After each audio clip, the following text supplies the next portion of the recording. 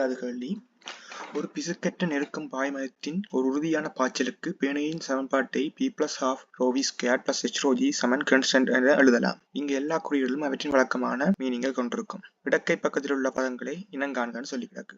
அதில் p என்றது நாங்கள் சொல்றது அமுக்கம் அல்லது ஓரளவு கனவுக்கான அமுக்க சக்தி என்று போட்டிருக்கலாம். half ρv² ஓரளவு கனவுக்கான இயக்க சக்தி என்று சொல்றது. h ρg ஓரளவு கனவுக்கான ஈர்ப்பழுத்த சக்தி அல்லது ஒரே மட்டத்தில் இருந்து என்று அழைக்கப்படுறது. இது எல்லாருக்கும் தெரிஞ்ச விஷயம். அடுத்தது பி பார்ட்.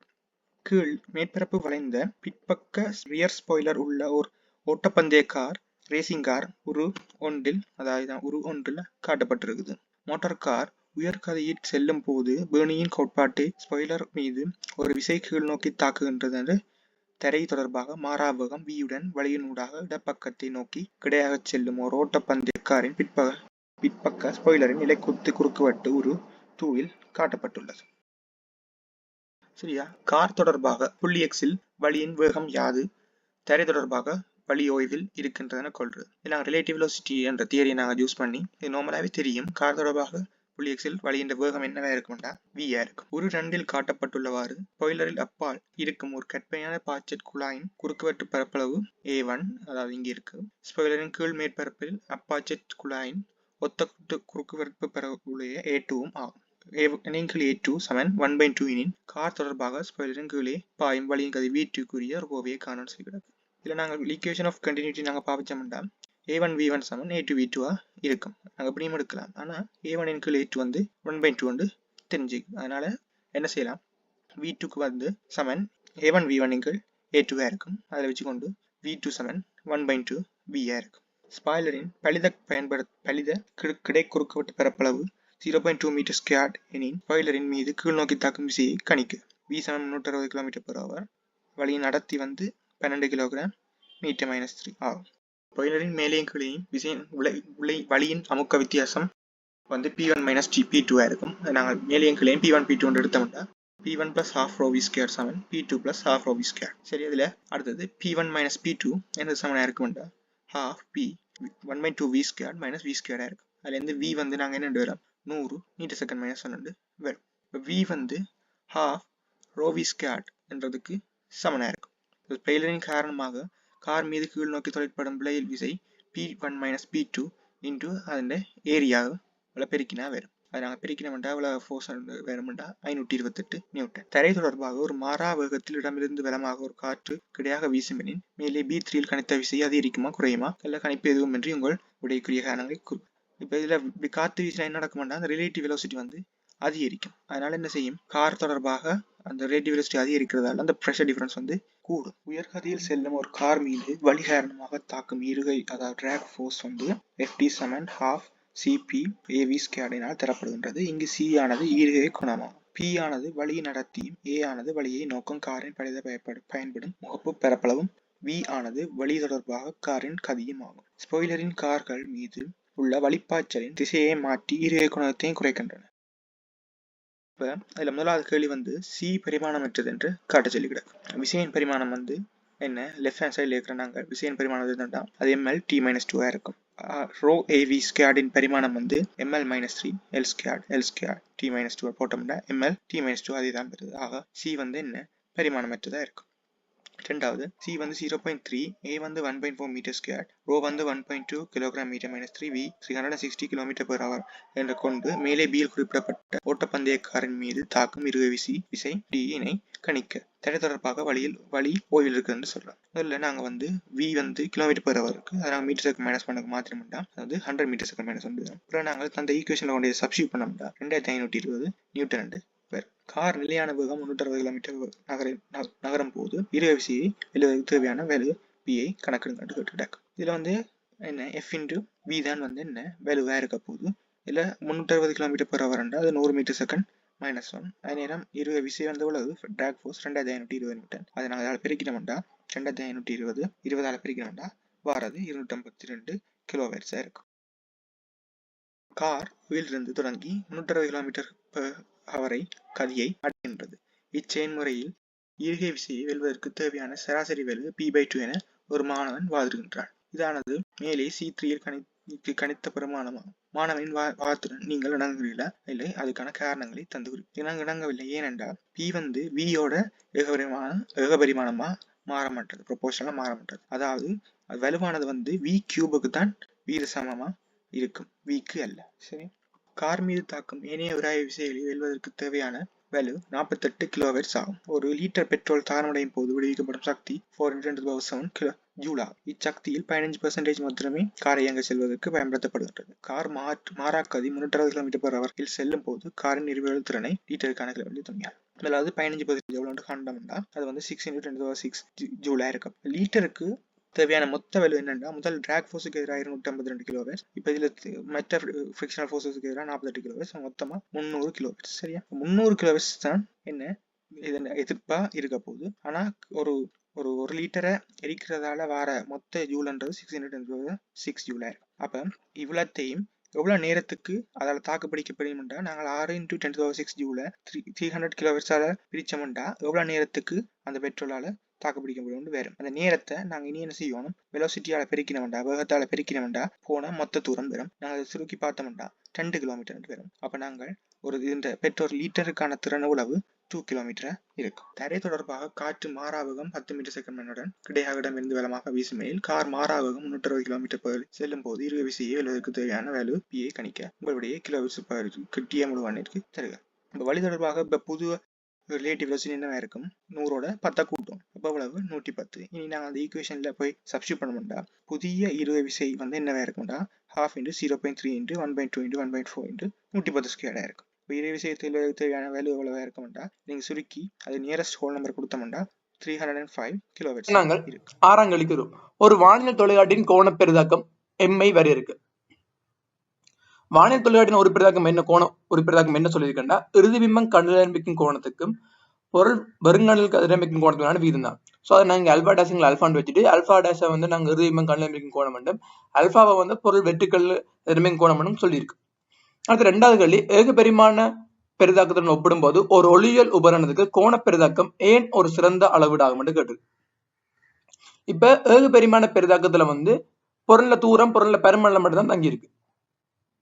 ஆனா இங்க விழித்திரையில வந்து கண்ணில் எதிரமைக்கிற அந்த இறுதி பிம்பம் வந்து கண்ணில் எதிரமைக்கிற கோணத்துல தங்கி இருக்கு. அந்த கோணம் கூடிச்சேண்டா அது ஒரு பெரிதாக்கம் கூட போகுது. ஸோ இங்க கோணத்துல மட்டும்தான் அது தங்கி இருக்கு. ஸோ அதனால நாங்க என்ன சொல்றோம்னா அது இந்த கோண ஒரு பெரிதாக்கம் வந்து ஏக பெரிமாணத்துல ஒப்படைக்க ஒரு சிறந்த அளவிடா இருக்கு. ஏனென்றா அங்க வந்து இறுதி பிம்பம் கண்ணில் எதிரமைக்கிற கோணத்துல மட்டும்தான் தங்கி இருக்க முடியாது. இப்ப நாங்க பி எழுகிறோம். குவியத்திரம் F0 உடைய ஒரு பொருளி வில்லை L0ஐயும் குவியத்திரம் FE உடைய ஒரு பார்வை துண்டி LEஐயும் பயன்படுத்தி ஒரு வானியல் தொலைக்காட்டி அமைக்கப்பட்டுள்ளது. முதலாவது கேள்வி என்னண்டா, ஒரு தொலைக்காட்டின் இயல்பான செப்பஞ்செய்கை என்பதை கருத்து யாதுன்னு கேட்டு. இப்ப தொலைக்காட்டின் இயல்பான செப்பஞ்செய்கா தொலைக்காட்டி வந்து முடிவுள்ள ஒரு பொருளை பார்க்கத்தான் பயன்படுத்த போறோம். ஸோ முடிவுல இருந்து ஒரு வார கதிரை வந்து பார்க்க, அதே நேரம் இறுதியமும் முடியல இருக்குதான் செப்பஞ்செய்கை இயல்பான செப்பஞ்செய்யா இருக்க போகுது. ஸோ அப்ப இறுதியமும் முடிவில் உருவாங்க செப்பஞ்செய்ன்னு சொன்னோம்னா சரி, இல்லாட்டி கண் தளர்ந்த நிலையில் உள்ள போகுது. அதாவது முடிவில் ஒரு பொருளை பார்க்க மட்டும்தான் கண் தளர்ந்த நிலையில இருக்க போகுது. ஸோ பொதுவா நாங்க இறுதியமும் முடிவில் உருவாங்கன்னு சொல்லிக் கொள்றோம். அடுத்த ரெண்டாவது கேள்வி, தொலைக்காட்டி இயல்பான செப்பஞ்செய்யில் இருக்கும்போது ஒரு தெளிவாக பெயரிடப்பட்ட கதிர் வரைபடத்தை வரைக. இப்ப தொலைக்காட்டி இயல்பான செப்பஞ்செய்யில் இருக்குன்னா முடிவில் ஒரு பொருளை பார்க்க போது, அதே நேரம் இறுதியமும் முடிவில் போகணும். ஸோ அங்கிருந்து வார கதிர் வந்து சமாந்தரமான கதிரா இருக்க போது, அதே நேரம் அது பொருள்வில் என்ன குவியத்துல குவிய போகுது, குவிய தளத்துல குவியிற மாதிரி இருக்க போகுது. அதே நேரம் இறுதியமும் இது வந்து முடிவில் கொடுக்கணும், இவர் சமாந்திர கதிரை வெளியே அனுப்பணும். ஸோ இவர் சமாந்திர கதிரை வந்து எங்களுக்கு வந்து கண்வில வெளியில தள்ளணும்டா இப்ப இவட்ட குவியத்துலதான் அந்த கதிர் வந்து குவியணும். ஸோ அப்ப ரெண்டு வீட்டும் குவிய நிலங்கிற கூட்டுத்தொகை தான் அந்த பொருளின் அந்த கருவின நீளமா இருக்க போகுது. F0 + F கருவின நீளமா இருக்க போகுது. அதே நேரம் முடியிலிருந்து வார கதிர் வந்து F0 இந்த குவிய தளத்துல குவிய போகுது. அண்ட் அதே நேரம் இவற்ற குவிய தளத்துல இருந்து அந்த பொருள் வர்ற மாதிரி இருக்கணும். முதலாவது பொருள் வில்லியால் உருவாக்கப்படுற இந்த பிம்பம் வந்து பார்வை துண்டுக்கு வந்து ஒரு பொருளா இருக்கணும். ஸோ ரெண்டு மிடப்படுத்தணும், F0 + F இருக்கணும். அம்புக்குறியும் சரியா போட்டோம்டா ஓகே. நாங்க மூன்றாவது கழிக்கிறோம். கதிர்வரிப்படத்தை பயன்படுத்தி தொலைக்காட்டின் கோண பெரிதாக்கத்துக்கு ஒரு கோவையை பெறுக. இங்க அல்பா வந்து மிகச்சிறிய பெருமானங்களுக்கு tan α வந்து அல்பான்னு நேரடியா போடலாமா. அல்பா வந்து இப்போ ஆரன்ல இருக்கு. ஸோ இப்போ வந்து நாங்கள் ஒரு பெரிதாக்கத்துக்கு வந்து இறுதியமும் கல்யாணம் அதாவது அல்பா டேஷிங்ல அல்பான்னு கட்டோம். இப்போ இதுல வந்து அல்பா டேஷும் அல்பாயும் கண்டோம்டா படத்துல நாங்கள் அல்பா டேஷ் அல்பா முதல் குறிச்சிருந்தாங்க. அப்ப இதுல அல்பா வந்து H0 இருக்க போது, அல்பா டேஷ் வந்து H/F இருக்க போகுது. அப்ப இதுல இருந்து நாங்கள் அல்பா டேஷ் அல்பா கண்ட மாட்டோம், எங்களுக்கு ஒரு பெரிதாக்கம் வந்து F0 F இருக்க போகுது. அடுத்தது சி பார்ட்ல முதலாவது கேள்விக்கு வந்தோம்னா எஃப் நாட் வந்து 100 சென்டிமீட்டர் ஆகவும் எஃப்இ வந்து 10 சென்டிமீட்டர் ஆகவும் உள்ள ஒரு வானியல் தொலைகாட்டி சந்திரனின் இறுதியும் கண்ணின் தெளிவரை பார்வையின் இழிவு தூரத்தில் உண்டாகுமாறு அந்த இழிவு தூரம் வந்து 25 சென்டிமீட்டர் தந்திருக்கு. செப்பம் செய்யப்பட்டது. சந்திரன் வெறுங்கண்ணில் கோணம் 0.5 பாகையை எதிரமைக்கின்றது. இச்செப்பம் செய்கையில் தொலைகாட்டினூடாக சந்திரனின் பிம்பத்தினால் கண்ணில் எதிரமைக்கப்படும் கோணத்தையும் கோண பெரிதாக்கத்தையும் கணிக்கணும்னு சொல்லியிருக்கு. அந்த எதிரமைக்கப்பட்ட கோணத்தை வந்து பாகையில கணிக்கட்டாம். அடுத்தது கண்ணிக்கும் பார்வை துண்டுக்கும் இடையே உள்ள தூரம் புறக்கணிக்கத்தக்க என கொள்க. நீங்கள் ஒரு பாகையை வந்து 0.018 ஆரியன் என பயன்படுத்திட்டோம். அல்பா வந்து எங்களுக்கு 0.5 ஆகியன்னு தந்திருக்கு. இதுக்கு நாங்கள் படத்தை கிரணம்டா ஃபர்ஸ்ட் இறுதி இம்பம் வந்து எங்களுக்கு டியில வரணும்டா. இப்ப எஃப்இக்குள்ளதான் இந்த எஃப் நோட்டால மீன் இந்த எல் நோட்டால வர பிம்பம் வந்து எங்களுக்கு எல்இண்ட குவியல் எஃப்இக்குள்ள வந்துச்சுன்னா சரி. அதே நேரம் அது இறுதி இம்பத்தை வந்து டியில கொடுக்க போகுது.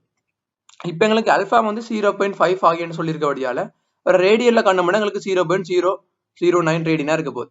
இப்ப முதலாவது இம்பம் வந்து I1 இருக்கு தான். இப்ப I1க்கு வந்து நாங்க அதை யூஸ் பண்ணோம்னா 0.09 ரேடியன் வந்து இப்ப இறுதி H1 ஓவர் அந்த குவிய நிலம் FE இருக்க போகுது. அதாவது F நோட்டா இருக்க போகுது. அப்ப H1 ஓவர் F நோட் வந்து F நோட் வந்து 100 தந்திருக்கு. அதே நேரம் அந்த ரெண்டுக்கு மேற்பட்ட கோணம் அந்த அல்பா வந்து 0.009 தந்திருக்கு. இதுல இருந்து H1 கண்டோம்னா எங்களுக்கு 0.9 சென்டிமீட்டரா இருக்க போகுது. அதே மாதிரி அடுத்தது வந்து கண் வில்லைக்கு வந்து நாங்க இப்ப ஒரு பழைய தக்காடின் குறிவியல் யூஸ் பண்ண கண் வில்லைக்கு வந்து யூஸ் பண்ணிக்க அங்க உருவாகிற பிம்ப தூரம் வந்து 25 சென்டிமீட்டர் இறுதி பிம்பம் தெளிப்பறன் வெளித்தூரத்துல வர்றபடியால 25 சென்டிமீட்டர் இருக்க போகுது. அதே நேரம் அந்த தூரம் வந்து எங்களுக்கு பிளஸ்ஸா இருக்க போகுது. ஏன்னா கதிர் வர்றதுக்கு எதிர் திசையில் அளக்கிறபடியா. அதே நேரம் இவற்ற குவியநிலம் 10 சென்டிமீட்டர் சொல்லி இருந்தது. அந்த குவியநிலம் இங்க -10 இருக்க போகுது. ஏனென்றா குவி வில்லைக்கான குவியநிலம் மைனஸா இருக்க போகுது பழைய தக்காடின் குறிவிலக்குல. சோ இப்ப வில்லை சூத்திரத்துல வந்து பழைய தக்காடின் குறிவிலக்கு அப்ளை பண்ணிக்க 1/b - 1/u 1/f போட்டோம்னா 1/bக்கு பதிலா 1/25 பிளஸ்ஸா இருக்க போகுது. நேரம் 1/ஜூ நாங்க இப்ப ஜூவை தான் காண போறோம். அண்ட் குவியநிலம் 1/f அது -10 போடும். இதுல இருந்து நாங்க ஜூவா கண்டோம்னா ஜூ வந்து எங்களுக்கு 50 இருக்க போகுது. இப்ப ரெண்டாவது இம்பம் வேற I2க்கு வந்து கருதினோம்னா I2க்கு வந்து இறுதி இம்பம் கலந்து அல்பா டேஷ். அந்த அல்பா டேஷும் அந்த I2க்கும் I1க்கும் வந்து ஒரே கோணம் தான் கண்ணில் எதிரமைக்குது. சோ நாங்க I1க்கு நேராக பார்க்கலாம். சோ I1 ஹைட்டும் உங்களுக்கு நாங்கள் மேல கண்டுட்டோம் H1 0.98. சோ அதனால நேராவே அந்த I1க்கு வந்து அந்த அல்பா டேஷ கண்டோம்னா tan அல்பாவை H1 ஓவர் ஜூ வேற இருக்க போகுது. ஜூ வந்து நாங்க மேல 50 கண்டுட்டோம். சோ H1 பதிலா 0.9 ஜூக்கு பதிலா 50 போட்டோம்னா 7 மேல போடும். சோ இவ்வளவு ரேடியனா இருக்க போகுது. சோ அதை நாங்க பாகையில கண்டோம்னா எங்களுக்கு 7 பாகைன்னு இருக்க போகுது. அடுத்தது அது ஒரு கோண உருப்பெருக்கம் இன்னொரு கேள்வியா கேட்டிருந்தது. கோண உருப்பெருக்கம் என்னன்னா அந்த எங்களுக்கான அல்பா டேஷுங்கள் அல்பாவா இருந்தது. அல்பா டேஷ் 7 பாகை அல்பா அதே நேரம் கேள்வியில 0.5 தந்திருந்தது. இங்க ஒரு பெரிதாக்கம் சமன் m வந்து 14 இருக்க போகுது. அடுத்தது ஒரு உகந்த மாற்றத்தை செய்த பின்னர் மேற்குறித்த தொலைகாட்டி சந்திரன் ஒரு மெய் பிம்பத்தை ஒரு திரை மீது பெறுவதற்கு பயன்படுத்தப்படுகிறது. குவிய புள்ளிகளையும் தூரங்களையும் தெளிவாக குறித்து இச்சந்தர்ப்பத்துக்குரிய கதிர்வரி படத்தை வரையும். சோ இப்ப வந்து ஒரு மெய் பிம்பத்தை உண்டாக்க போதான். மெய் பிம்பத்தை குவியவில உண்டாக்கணும்டா அந்த குவியவில் என்ற குவிய நிலத்துக்கு அப்பால் பொருள் இருந்தால் மட்டும்தான் சாத்தியப்படும். சோ இப்ப பார்த்தோம்னா இது குவிய நிலம் F2 இங்க இருக்குன்னா இப்ப பொருள் வெளியால் உருவாக்கப்படுற பிம்பம் வந்து எங்களுக்கு வந்து F1 அந்த இதுக்கான FEக்கு வெளியில வந்துச்சுன்னா ஓகே. இப்ப FEக்கு வெளியில வர்றபடியால இங்க ஒரு மெய் பிம்பம் வரப்போகுது. சோ அதுக்கான கதிர்வரி படத்தை நாங்க சரியான அம்புக்குறி போட்டுக்கிறோம்னா சரி. அதே நேரம் குவியங்களை சரியா குறிச்சுக்கணும். அதாவது FEக்கு வெளியில தான் அந்த பொருள் தூரம் இருக்கணும். அதே நேரம் அந்த வெளியில இருந்து அதுக்கான தூரம் F0 இருக்க போகுது. ஏன்னா அந்த குவியத்திரத்துல குவிக்கிறபடியால்.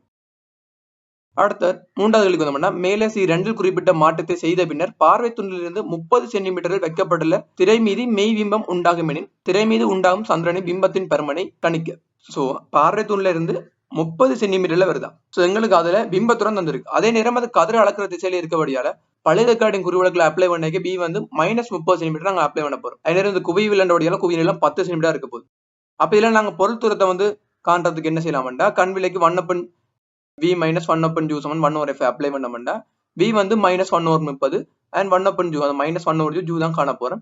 and f வந்து 1/f பைல -1/10 போட்டோம்னா எங்களுக்கு ஜூ வந்து 15 சென்டிமீட்டர் இருக்க போகுது. இப்ப எங்களுக்கு சந்திரன்ல உண்டாக்கப்படுற பிம்பத்தின பெருமம் தான் கிடையாது. இப்ப ஏகபரிமாண உருப்பெருக்கம் தெரிஞ்சா இந்த பிம்ப தூரத்துங்கள் பொறுத்துரம் தான் ஏகபரிமாண உருப்பெருக்கம். இல்லாட்டி பிம்ப உயரத்துங்கள் பொருள் உயரம். இப்ப எங்களுக்கு பிம்பத்தூரம் பொறுத்துரம் தெரியும். அதே மாதிரி பொருளோட உயரம் தெரியும். சோ அப்ப இதுல இருந்து நாங்க வந்து பிம்பத்தின உயரம் கீழே கட்ட அதுக்கு போலாம்.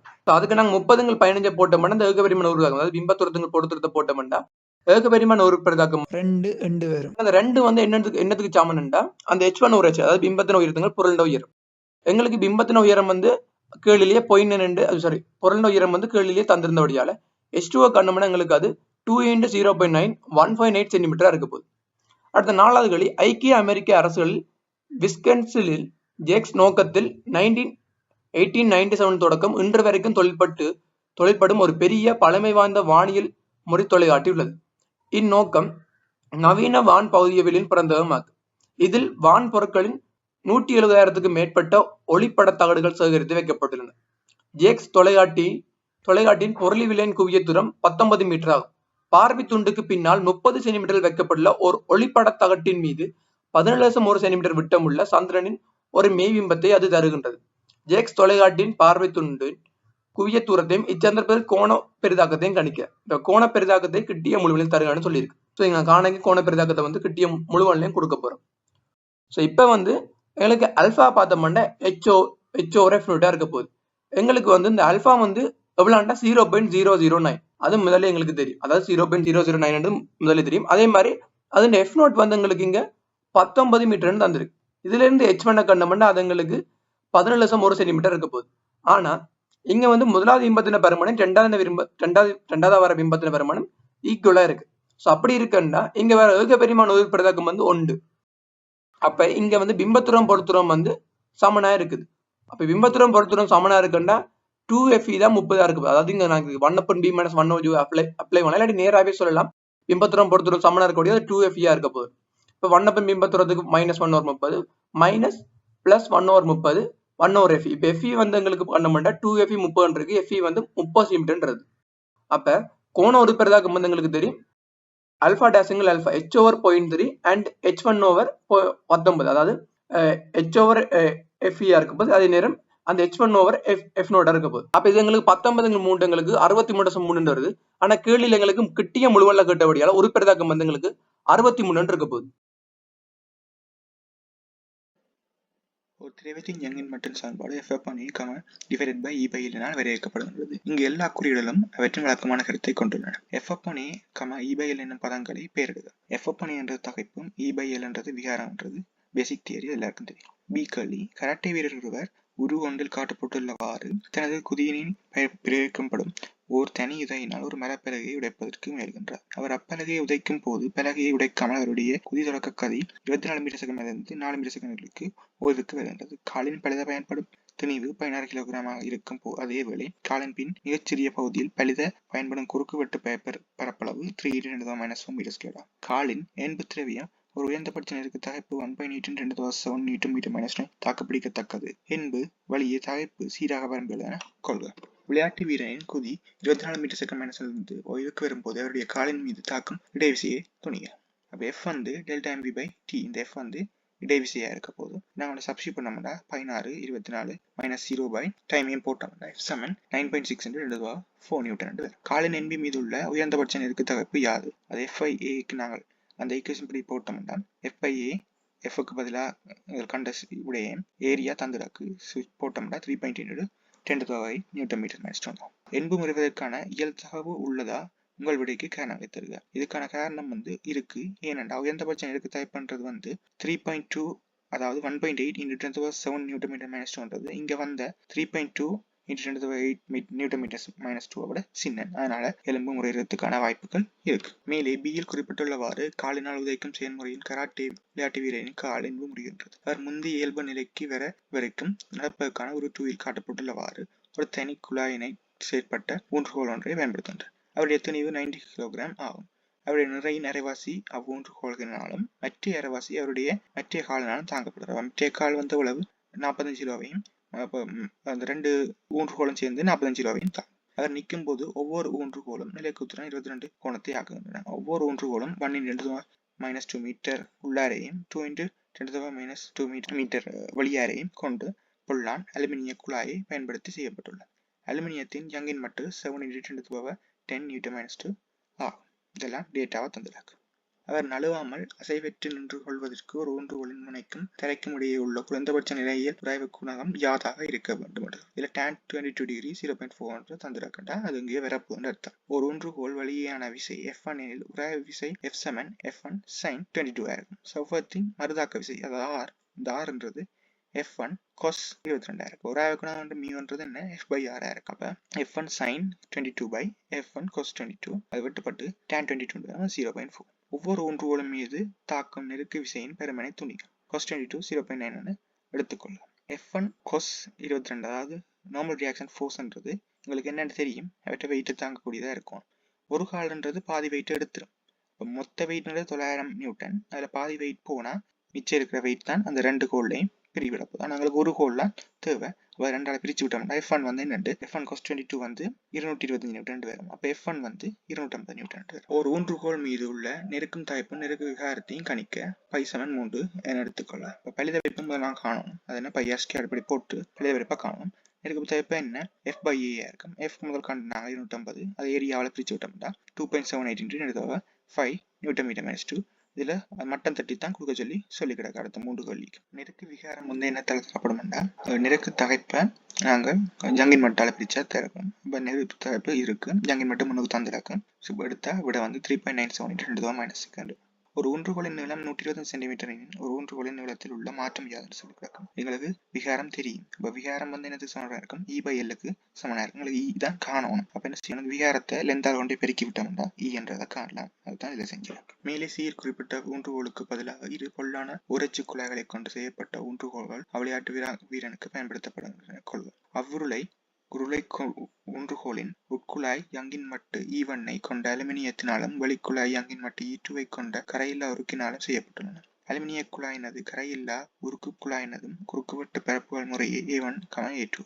சேத்தி குழாயின் குறுக்குவெட்டு உரு 3 காட்டப்பட்டுள்ளது. சேத்தி குழாயின் பலித பயன்படும் யங்கின் மட்டு E ஆனது E = E1 A1 + E2 A2 A1 + A2 னால் பெறப்படும் என காட்டுக. சரியா? அடுத்தது அலுமினியம் மற்றும் கரையில்லா உருக்கு குழாய்களின் பிரயோகப்படும் விசைகள் F1 F2 என நாங்கள் எடுத்தோம்னா F டோட்டல் என்ன தரப்படும் F1 + F2 ஆல் தரும். ஆனா F வந்து யங்கின் மட்டு பிறகு எக்ஸ்பேன்ஷன் பிறகு ஏரியா பை லெந்தால பிரிச்சோம்னா F1 கிடைக்கும். அப்போ ஒவ்வொன்றுக்கும் நாங்கள் தனித்தனியாக போட்டோம்னா capital E small e A1 + A2/L வந்து E1 A1 small e/L + E2 A2 small e/L இருக்கு. அதுலேருந்து நாங்கள் E சப்ஜெக்ட் பண்ணி எடுத்தோம்னா நாங்கள் அதில் கேட்ட விட வந்திருக்கு. இதில் வந்து அடுத்த கேள்வி என்னென்னா E1 A1 E2 A2க்கு எல்லாம் ஒரு வேல்யூ தந்து கிடக்கும். ஒவ்வொரு ஒன்றுகோல் நீளம் 120 சென்டிமீட்டர் சொல்லி கிடக்கு. மேலே C2ல் உள்ள விசை ஒன்றுகோலுக்கு பயன்படுத்தும் பொழுது சேத்தி குழாயின் நீளத்தில் உள்ள மாற்றத்தை துணிக. சேத்தி குழாயின் நீளத்தில் உள்ள மாற்றம் E என நாங்கள் எடுத்தோம்னா F = அந்த சேத்தி குழாயின் ஜங்கின் மட்டை ஈயாலையும் பெருக்கி அந்த ஏரியாவாலையும் பெருக்கி லெந்தால பிரிக்கிறதுக்கு சமனாக இருக்கும். இந்த ஈயை நாங்கள் சப்ஜெக்ட் பண்ணிட்டு கொண்டே நாங்கள் கண்ட விடைகளை முன்னுக்கு கண்ட விடைகளையும் எடுத்த விடைகளையும் சப்ஸ்டியூட் பண்ணோம்னா I வந்து 1.56 × 10⁻³ மில்லிமீட்டர். பொதுவாக அலுமினிய ஊன்றுகோல்களின் கீழ்முனைகளில் ரப்பர் மூடிகள் பொருத்தப்பட்டிருக்கும். ரப்பர் மூடிகள் உள்ள இவ்வூன்றுகோல்களை பயன்படுத்தி ஒருவர் நடக்கும்போது அவருக்குள்ள அனுபவங்களை புதிய வேட்பாடுகளை பயன்படுத்தி குறிப்பிடுக என்று சொல்லியிருக்காங்க. முதலாவது வந்து அவரால் உணரப்படுற அந்த அதிகபட்ச விசை என்றது என்ன செய்யும், குறைவாக இருக்கும். காரணமாக தொடுக நேரத்தை அதிகரித்து அந்த சேஞ்ச் மொமெண்டம் வந்து இந்த மாறுறது வந்து ஒன்றாதான் இருக்கும். ஆனால் அதுக்கடுத்த நேரத்தை அதிகரிக்கிறதால அது கொடுக்கப்படுற உணரப்படுற விசைன்றது குறைக்கப்படும். அதனால நாங்கள் இதை அப்படி எழுதலாம்டா மனிதனால் உணரப்பட்ட கணத்தாக்கம் குறைவாக இருக்கும். நாங்கள் 8ஆம் கேள்விக்கு வருவோம். பின்வரும் உரைப்பகுதியை வாசித்து கீழே கேட்கப்பட்டுள்ள வினாக்களுக்கு விடை எழுதுக. கரந்துளை என்பவை அகிலத்தில் இருக்கும் மிகவும் விந்தையான பொருட்கள் ஆகும். அவற்றின் குறைந்தபட்ச கனளவில் அதிகளவு சடப்பொருட்கள் பொதியப்பட்டு இருப்பதனால் அவற்றின் ஈர்ப்பு புலம் பலம் மிக்கதாகும். கரந்துளையில் இருந்து ஒளி எதுவும் வெளியேற முடியாதாகியால் அவை கற்புலனாகவில்லை. திணிவு எம்மையும் ஆரையும் கொண்ட சீரான அடர்த்தியுள்ள ஒரு கோளப்பொருள் மேற்பரப்பில் இருந்து உள்ள தப்பல் வேகம் VE ஆனது √2 G/r தரப்படும். இங்கு G ஆனது அகில ஈர்ப்பு மாறிலியாகும். தப்பல் வேகத்துக்கான இக்கோவையானது திணிவு எம்மையும் ஒரு பொருளின் R ஒரு குறித்த அவதி பெருமானத்துக்கு குறைவாக அல்லது சமமாக இருப்பின் அப்பொருள் கரந்துளையாக தொழிற்படும் என தெரிவிக்கப்படுகிறது.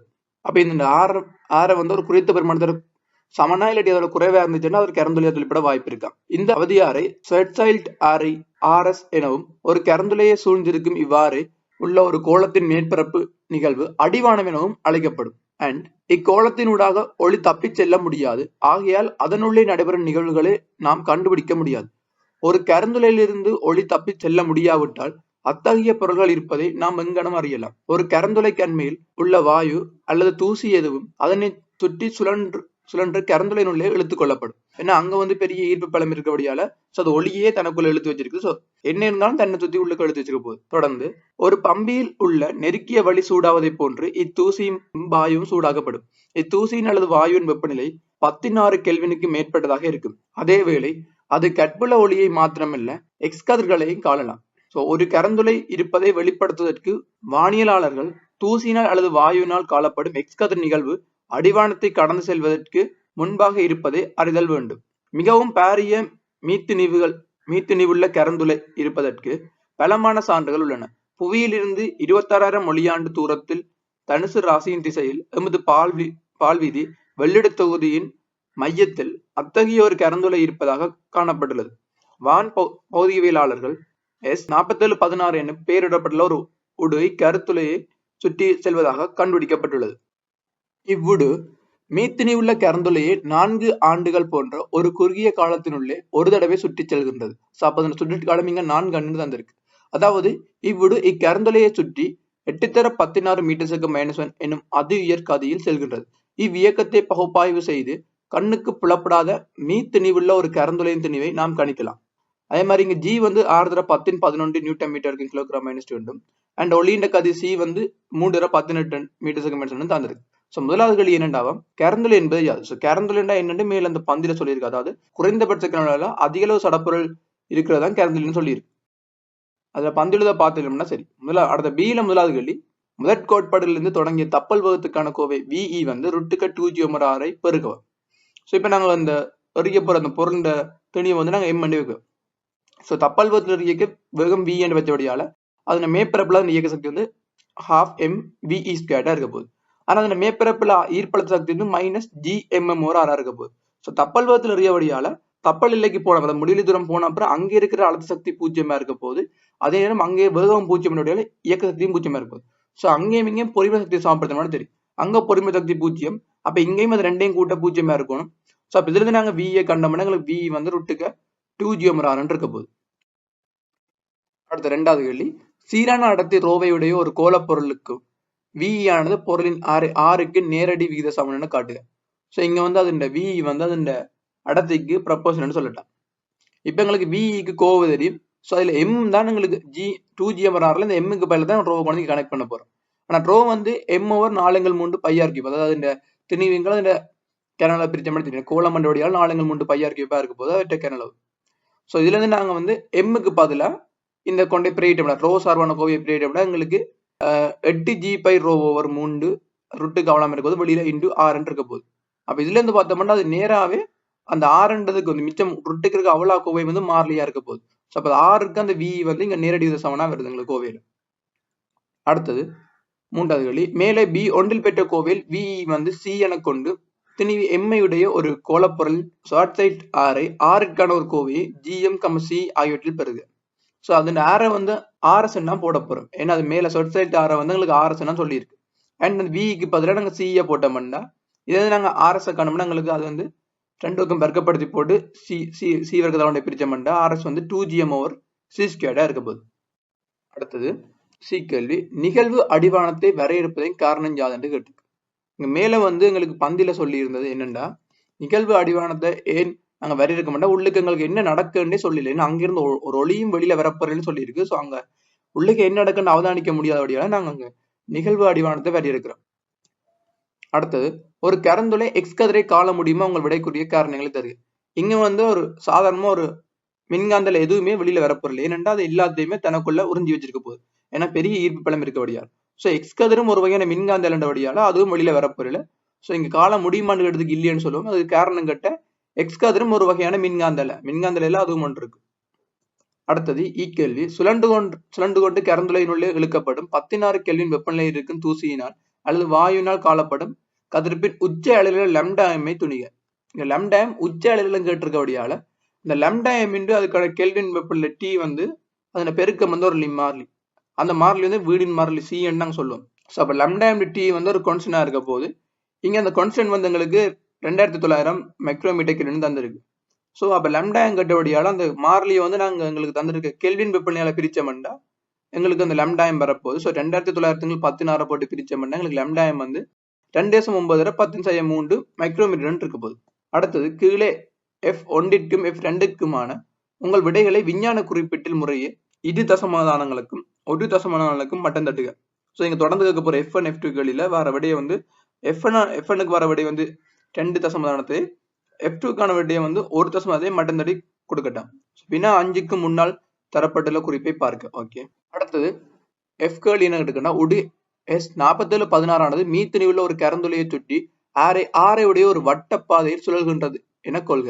மேலும் உடுவும் மீத்தினி உள்ள கரந்துளையும் சீரான அடர்த்தி உள்ள கோள வடிவத்தை கொண்டுள்ளது எனவும் கொள்க. சோ அப்ப என்ன கேள்வி எடுக்கணும், இங்க பந்தில் உள்ள தரவுகளை பயன்படுத்தி ஆரின் பெருமானத்தை துணி என்று போட்டு.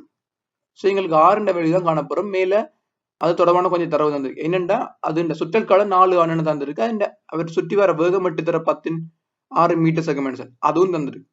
ஆனா அவர்கிட்ட வேகம் வந்து அவர் சுற்றி வர தூரத்தை அவர்கிட்ட சுற்றல் காலத்தை பிரிச்சோம்னா வரும். அவர் சுற்றி வர தூரத்தை நாங்க 2πr எடுக்கலாம். அந்த ஆறுடைய ஒரு வட்டப்பாதையில சுற்றி வர வந்து பரிதி நீளம் வந்து 2πr எங்களுக்கு தெரியும். ஸோ அந்த 2πr அவர்கிட்ட சுற்றல் காலத்துல பிரிச்சோம்னா அவர்கிட்ட வேகத்தை தரப்போகுது. ஸோ அப்ப இதுல இருந்து நாங்க அந்த கோவில வந்து டி எங்களுக்கு தந்திருக்கு 4 வருஷம். ஸோ அதை நாங்கள் செக்கல்ல உடனடியால 365 பெருக்கி அது 4 கண்டு, அப்புறம் ஒரு நாள் 24 மணித்தியாலம், அப்புறம் அதுக்கப்புறம் நிமிஷத்துக்கு ஃபுல்லா மினிட்ஸ்ல இருக்க போது மினிட்ஸுக்கு மாத்த போறோம். மணித்தியாலத்துல திருப்பி செகண்டுக்கு மாத்த திருப்பி 860. இது நாங்க டீக்கு இப்படி ஒரு கோவை பிரிவிடும். அண்ட் வேகம் வந்து எங்களுக்கு 8 மேல தந்திருக்கு. அண்ட் எங்களுக்கு வந்து 6 தான் கேட்டு இருக்கு.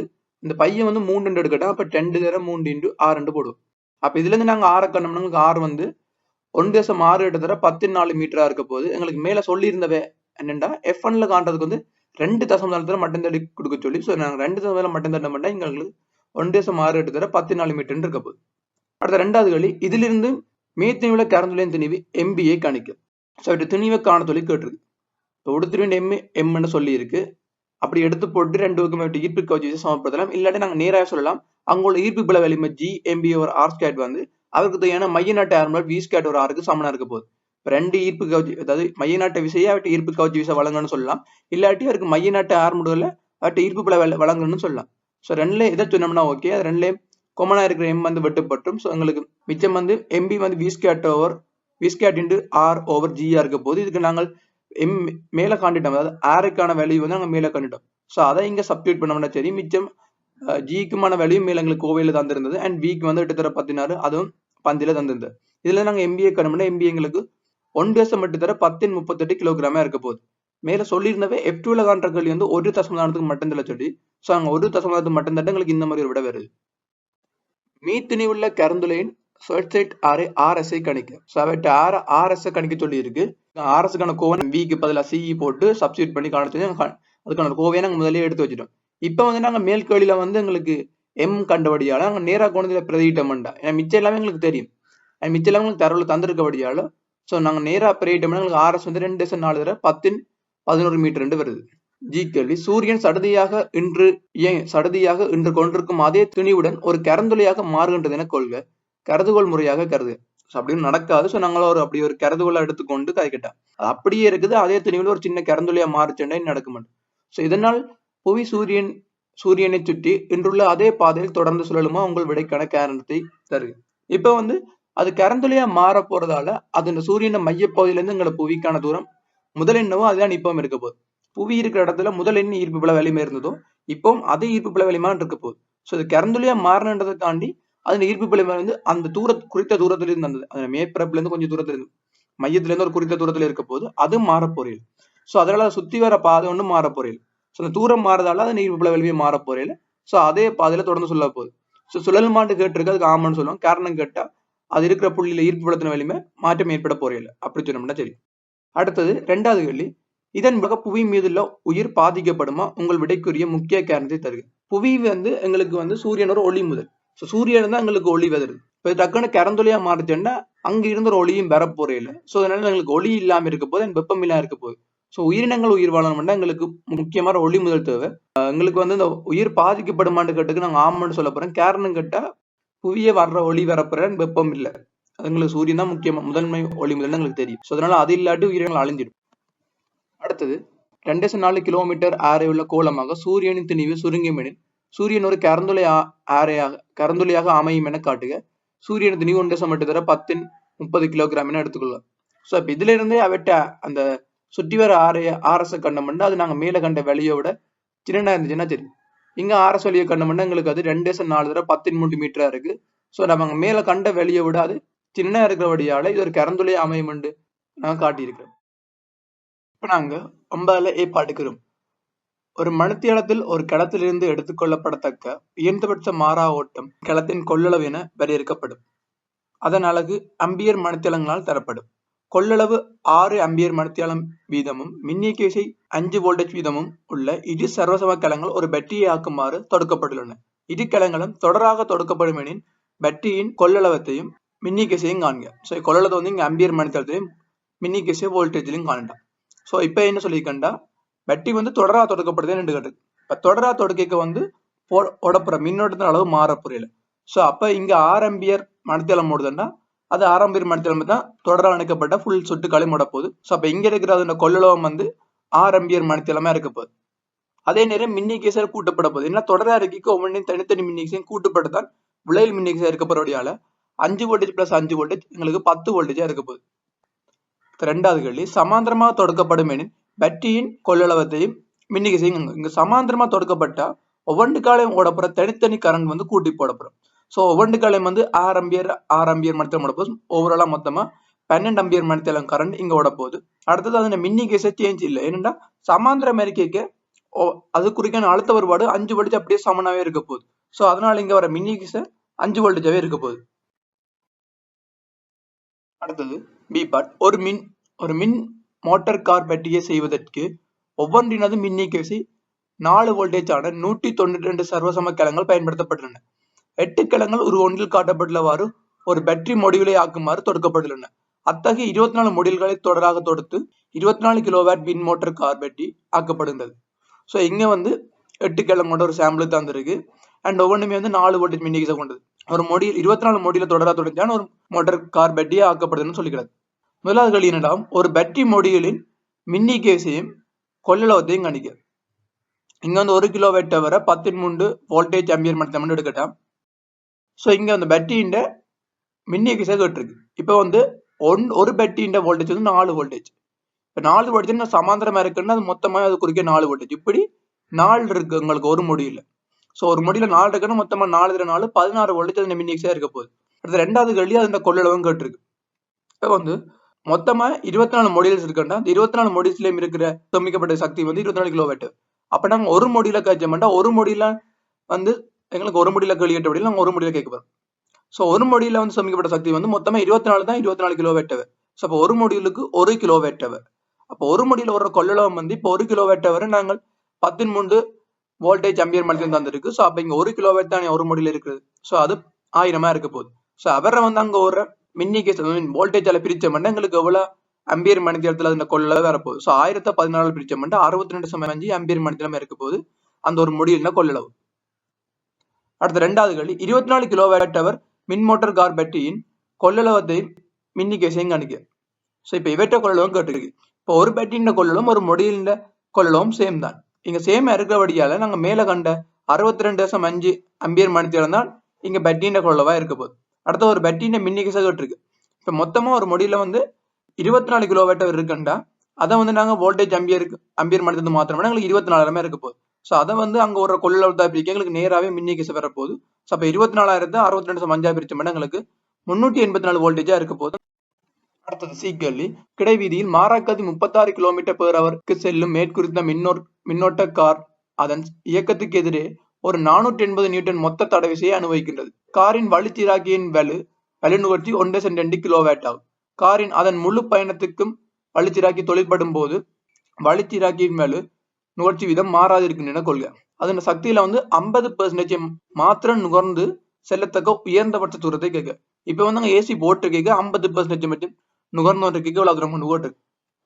அப்ப 50% அப்ப இங்க 12 கிலோவாட் தான் யூஸ் பண்ண போறோம். 12 கிலோவாட் வரா என்ன மொத்தமா 24 கிலோவாட் வரா. ஸோ 12 கிலோவாட் வர நீங்க பயன்படுத்தப்படுற சக்தியா இருக்க போகுது. இப்ப காரோட ஸ்பீட் வந்து 36 km/h வந்திருக்கு. ஸோ அது வந்து இப்ப நாங்க மீட்டர் பெர் செகண்ட்ல கண்டோம்னா 10 மீட்டர் செகண்ட் மைனஸ் இருக்க போகுது. இப்போ ஒரு மணித்தியாலத்தை நுகரப்படுற மொத்த வெளி சக்தி வந்து எங்களுக்கு 6000 வெட்டர், அதாவது 6 கிலோ வெட்டா இருக்குது. என்ன ஏசிக்கும் போது அண்ட் தடவிசைக்கும் பொருள் ரெண்டுக்கு தேவையான மொத்த வெளி நுகர்ச்சி வந்து ஒரு மணித்தியாலத்துல 6 கிலோவாட் ஹவரா இருக்க போகுது. ஆனா இப்ப எங்களுக்கு உபயோகப்படுற மொத்த சக்தி வந்து 12 கிலோவாட் ஹவர். அப்ப ஒரு மணி நேரத்துல 6 கிலோவாட் ஹவர் யூஸ் பண்ணப்படுதுன்னா 2 மணி நேரத்துல 12 கிலோவாட் ஹவர் யூஸ் பண்ண போறோம். அப்ப இந்த பிரயாணத்துக்கான நேரம் வந்து 2 ஹவர்ஸா இருக்க போகுது. இப்ப அதோட ஸ்பீட் வந்து 36 கிலோமீட்டர் பவர் தந்திருக்குன்னா ஒரு மணி நேரத்துல 36 கிலோமீட்டர் தூரம் போகும். அப்ப இங்க 2 மணி நேரத்துல எவ்வளவு தூரம் போகணும்னா 72 கிலோமீட்டரா இருக்க போகுது. அடுத்த ரெண்டாவது கேள்வி, முழு பயணத்துக்கும் வழிச்சீராக்கி தொழிற்படாமல் இருக்கும்போது பேட்டரியில் முற்றாக தேக்கி வைக்கப்படும் சக்தியில் 50% மாற்றம் நிகழ்ந்து கொண்டு செல்லத்தக்க உயர்ந்தபட்ச தூரத்தை கண்டு. ஸோ மேல வந்து ஏசி ஒர்க் பண்ணிருந்தது, இப்ப ஏசி ஒர்க் பண்ணல. அப்ப ஏசி ஒர்க் பண்ணலன்னா கூட உபயோகப்பட்ட சக்தி வந்து அதுதான் இருக்க போகுது. இப்ப ஏசி ஒர்க் பண்ணலன்னா அவருக்கான வழிநுழற்சி மட்டும் இல்லாம போகுது. ஸோ வளமை போல அந்த தடவைசைக்கு எதிரான வழிநுழற்சி மட்டும் பெறப்போகுது. அது உங்களுக்கு 4 கிலோவாட்டா இருக்கு. அப்ப 12 கிலோவாட் வரை உங்களுக்கு மொத்தமா கொடுத்தா வழிநுழற்சி. ஸோ ஒரு மணி நேரத்துக்கு 4 அப்படின்னா அவரால் பிரிச்சோம்னா எங்களுக்கு 2.5 மணி நேரமா இருக்க போது இந்த வலுவிரியத்துக்கு எடுக்க போற டைம். அப்ப அதோட ஸ்பீட் தெரியும், அதுக்கான நேரம் தெரிஞ்சுன்னா செல்லக்கூடிய தூரம் வந்து 36 2.5 90 கிலோமீட்டரா இருக்க போகுது. அடுத்த டி கேள்வி, மேற்குறித்த மோட்டார் காரின் உள்ளகத்தை வெப்பமாக்குவதற்கு பயன்படுத்தப்படும் மின் சுட்டு ஒரு ரெண்டில் காட்டப்பட்டுள்ளவாறு இங்க ஒரு ரெண்டுல காட்டப்பட்டிருக்கு. குளிரான வானிலையின் போது காரின் உள்ளகத்தை வெப்பமாக்க வேண்டிய போது சாரதியோ ஆளியை பயன்படுத்தி தடை R1 அல்லது R2 ஒரு ஓட்டத்தை செல்ல செய்யலாம். இங்க வந்து R2 தான் பெருசுன்னு சொல்லியிருக்கு. இங்க R1 R2 ஆகிய தடையினூடாக செல்லும் ஓட்டம் வலுவை விரயமாக்கி உள்ளகத்தை வெப்பமாக்குகின்றது. ஆகவே தடைகளை வெப்பமாக்கியாலாக தொழிற்படுகின்றன. காலப்போக்கில் பேட்டரியின் அகத்தடை உண்டாகின்றன. சோ காலப்போக்கில் வந்து அதுக்கு ஒரு அகத்தடை வந்து கொண்டிருக்கான். அகத்தடை 10 ஓமை கொண்ட ஒரு அம்பியர் மானியும் ஒரு லட்சிய வோல்ட் மானியும் சுற்றை சோதிப்பதற்கு தொடுக்கப்படுங்க. சோ அம்பியர் மணியில தடை வந்து 10 ஓமா, மற்றது வோல்ட் மணி லட்சியம் மணி சொல்லிக்கூடிய அவற்றை தடை முடிவுலையா இருக்க போது அவர்கள் ஒரு மின்னோட்டம் போறேன். சோ இப்ப முதலாவது கழிக்கிறோம். முதலாவது என்ன இருக்குன்னா, சாரதி ஓபி அல்லது ஓகிவை தொடுப்பதன் மூலம் சுற்றை பூரணப்படுத்தலாம். குறைந்த விலை விரய வீதத்தை உயர்ந்த விலை விரய வீதத்தை பெறுவதற்கு உகந்த தொடுப்புகளை இனம் கண்டு எழுதுக. உதாரணமாக தொடுப்பு OX செய்யும் போது வெப்பமாக்கினால் ஓட்டம் செல்லாத அதே வேளை சுற்றிலிருந்து R1 R2 தொடுப்பு ஓட்டப்படும். ஸோ OX போட்டா இங்க OP OQ போட்டா மட்டும்தான் நீங்க வந்து சுற்றுக்களம் மின்னோட்டமே ஓட போகுது. இப்ப என்னன்னா எதுல வந்து உயர்ந்த வலுவிரியம் கேட்டுருக்கு. வலுக்கு வந்து P சமம் V ஸ்கேட் Rன்னு தெரியும். அப்ப தடை குறைஞ்சவருக்கு தான் உயர்ந்த வலுவிரியம் இருக்க போகுது. அப்ப R1 தான் சின்ன இருக்கபடியால் R1க்கான பாதை வந்து OP, அங்கதான் உயர் வலுவிரியம் இருக்க போகுது. அப்ப உயர் வலுவிரியம் OP நடக்க போகுது. அதே மாதிரி குறைந்த வலுவிரியம் OQவா இருக்க போகுது. அடுத்த ரெண்டாவது கேள்வி, வெப்பமாக்கிகள் தொழிற்படாமல் இருக்கும்போது வோல்ட் மானியின் வாசிப்பு 255 வோல்டேஜ் ஆகும். சுற்றானது R1 தொடக்கும் போது வோல்ட் மானியின் வாசிப்பு 250 வோல்டேஜுக்கு விழும். அதே வேளை அம்பியர் மானியின் வாசிப்பு 5 அம்பியர் ஆகும். பேட்டரியின் மின்னியக்க விசை, அகத்தடை மற்றது தடை R1 பெருமானம் ஆகியவற்றை கணிக்க. ஸோ பேட்டரியோட மின்னியக்க ஃபர்ஸ்ட் கேட்டு. இப்ப வந்து வெப்பமாக்கிகள் தொழிற்படாமல் இருக்குன்னா அதுக்கான ஒரு மின்னோட்டம் போயில. ஸோ அப்ப மின்னியக்கேசினா ரீடிங் காட்ட போகுது. அதோட வோல்டேஜ் 250 வோல்டேஜ்னு சொல்றது அவற்றை இந்த பேட்டரியின் மின்னியக்கா இருக்க போகுது. அப்ப இங்க மின்னியக்க 250 வோல்டேஜ். ரெண்டாவது பேட்டரியின் அகத்தடை கேட்டிருக்கு. இப்ப முதல் 255 வோல்டேஜ் இருந்தது. இப்ப அது அதோட R1 தொடுக்கைக்கு இப்ப 250 மாறுதுண்டா, அப்ப அந்த R1 குறுக்கான வோல்டேஜ் 250 இருக்கு. ஸோ அப்ப 255 250 பேட்டரி குறுக்கே மாறதுக்கு காரணம் என்னன்னா இந்த 5 வோல்டேஜ் வந்து அகத்தடிக்க போகுது. ஸோ 5 தர அதுண்ட R அது அகத்தடை R நினைச்சோம்னா 5 R தான் அதுல விடுற வோல்டேஜ். அந்த வோல்டேஜ் வந்து 5 வோல்டேஜா இருக்கு. ஏன்னா 255 முதல் இருந்தது, இப்ப 250 இருக்குண்டா எங்களுக்கு அந்த V சமன் E - IR யூஸ் பண்ண மாட்டேன். இங்க R வந்து எங்களுக்கு 1 ஓம் வரப்போகுது. அடுத்தது தடை R1 கேட்டிருக்கு. இப்ப வந்து 250 வோல்டேஜ் வந்து இந்த பேட்டரி குறுக்கே இருக்குன்னா பேட்டரி குறுக்கே எங்கால் சைட் பார்த்தோம்னா எங்களுக்கு அம்பியர் மணி தடை இருக்கு 10 ஓம், மற்றது எங்களுக்கு தெரியாத தடை R1 இருக்கு.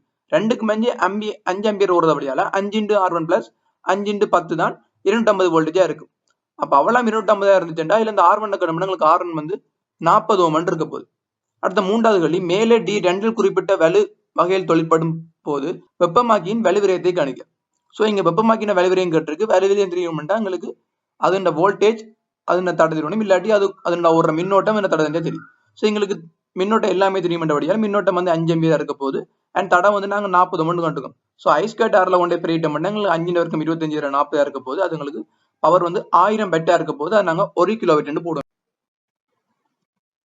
ஓகே, இப்ப நாங்க 9 பி பாட்டுக்கிறோம். ஒரு ஒன்றில் காட்டப்பட்டுள்ள சுற்று ஒரு செனர் இருவாயையும் ஒரு டிரான்சிஸ்டர் ஒழுங்கமைப்பையும் பயன்படுத்தி ஒரு மாறும் பைப்பு வோல்டேஜ் V இன்புட்டில் இருந்து ஒரு உகந்த பைப்பு V அவுட்டை பெறுவதற்கு பயன்படுத்தப்படுகிறது. குறைந்தபட்ச ஓட்டம் 10 மில்லியம்பியர் ஆன ஒரு செனர் இருவாயையும் ஒரு சிலிக்கன் டிரான்சிஸ்டரும் சுற்றில் பயன்படுத்தப்படுகின்றன. தடை RS வந்து 70 ஓமும் தடை சுமைத்தடை RL 90 ஓமும் செனர் வோல்ட் அளவு வந்து விசெட் 8.3 வோல்டேஜ் எனவும் கொள்க. வி இன்புட் வந்து 23 வோல்டேஜ் என கொள்க. பின்புறத்தை கணிக்கண்டு கேட்டிருக்கு. இங்க வி அவுட்புட்டை என்னென்று கேட்டிருக்கு. இங்க பிபி வந்து 0.7 தான் இருக்கு. அது இந்த பிபி வந்து 0.7 தன்னபடியால வி அவுட்புட் வந்து அந்த விசெட் பிளஸ் பிபியை கூட்டுறதுக்கு பேரலா இருக்கபடியா வி அவுட்புட் வந்து சமனா இருக்க போகுது. இப்ப வி அவுட்புட்டை கணக்கு அது பிஇ பிளஸ் பிபிஇ இருக்க போகுது. பிஇ வந்து 8.3 கீழ வந்திருக்கு. அது மாதிரி பிபிஇ வந்து 0.7 சொல்லி இருக்கு. அதனால வி அவுட்புட் வந்து இங்க 9 வோல்டேஜ். அடுத்தது ஓட்டம் ஐஎல்ல கட்டுது. இப்போ ஓட்டம் ஐஎல்ல கட்டுமெண்டா இப்ப வி அவுட்புட் தான் அந்த ஆர்எல் என்ற குறுக்கு தடையான அழுத்த வித்தியாசம் இருக்கும். வி அவுட்புட் வந்து 9 வோல்ட் வழியால ஆர்எல் தடைக்கு குறுக்கையான அழுத்த வித்தியாசம் தெரியும் உங்களுக்கு 9 வோல்ட் தெரியும். ஆர்எல் தடை வந்து 90 மட்டும் தந்திருக்கு. ஸோ அப்போ அதுல ஒரு கரண்ட்டுக்கு வந்து V = IR அப்ளை பண்ணோம்னா எங்களுக்கு IL வந்து 0.1 ஆம்பியரா இருக்க போகுது. அடுத்தது ஐஎஸ் கட்டுக்கு. இங்க ஐஎஸ் கட்டோடையால இதுல வந்து 23 வோல்டேஜ் வி இன்புட்டா இருக்கு. வி அவுட்புட்ன்றது இங்க இருக்கக்கூடிய ஃபுல்லா வருங்கமே சமாளிதமா இருக்க போகுது. அப்ப இல்ல வி இன்புட் வந்து 23 வோல்டேஜ், வி அவுட்புட் வந்து 9 வோல்டேஜ். ஸோ அது குறிக்கான வோல்டேஜ் வந்து எங்களுக்கு 23 - 9 இருக்க போகுது. அதுன்ற தடை 70 ஓம் தெரியும். ஸோ அதுக்கால போற கரண்ட் வந்து ஐஎஸ் வந்து V = IR அப்ளை பண்ண எங்களுக்கு ஐஎஸ் வந்து 0.2 ஆம்பியர் இருக்க போகுது. அடுத்தது குறைந்தபட்ச சினரோட்டம் ஐசியை தருகிறது. இங்க வந்து ஐஎஸ் வர கரண்ட் வந்து 3ஆ பிரிஞ்சு கொண்டு I Z plus IC plus IL பிரிஞ்சு போகுது. இப்ப எங்களுக்கு ஐசி தான் கேட்டிருக்கு. ஆனா ஐஎஸ் வந்து மேல 0.2 ஆம்பியர் காட்டுறோம். அதே மாதிரி ஐஎல்லும் கண்டுட்டோம். மற்றது ஐசெட் வந்து 10 மில்லி ஆம்பியர் கீழே இருந்திருக்கு. ஸோ 0.01 மில்லி ஆம்பியர் இருக்க போகுது. அப்ப இதுல கொண்டு ஐசியை பொது எடுத்து போட்டுக்கொண்டே பிரைட்டம் எங்களுக்கு ஐசி வந்து 0.09 ஆம்பியரா இருக்க போகுது. அடுத்த பி கேள்வி, மேலே ஒரு ஒன்றில் உள்ள சுற்று ஒரு மாறா வி அவுட்புட் பெருமானத்தை பெறுவதற்கு பேப்பில் ஒரு வோல்டேஜ் மாறலை ஒழுங்காக்கலாம். ஸோ அந்த அவுட்புட் வந்து மாறாம இருக்கிற மாதிரி பேப்பில் ஒரு இன்புட்டை செய்யலாம். அவுட்புட் இங்க மாறாம இருக்கிறதுக்கு ஒரு ரீசனும் இருக்கு.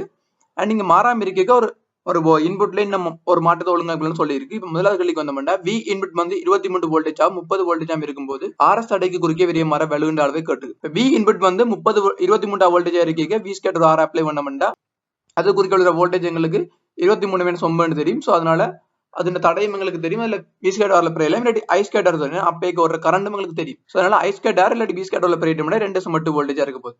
ஸோ அதே மாதிரி P2 அதாவது மற்ற 30 வோல்டேஜா இருக்க வந்து அப்பேக்கும் 30 - 9 தான் அதுக்கு வோல்டேஜா இருக்க போகுது.